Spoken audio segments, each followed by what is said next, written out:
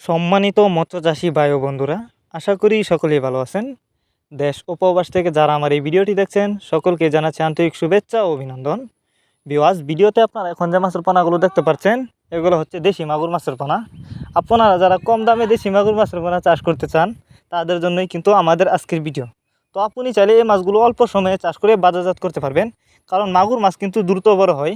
তো আপনারা যারা উন্নত মানের মাগুর মাছ সংগ্রহ করতে চান তারা চাইলে এই মাছগুলো আমাদের কাছ থেকে অর্ডার করতে পারেন। এই যে দেখুন মাছগুলোর সাইজ আমি হাতে করে দেখাচ্ছি কিছু মাছ আপনাদেরকে। এই যে দেখেন এক সাইজের পোনা, কোনো বড় ছোটো নাই।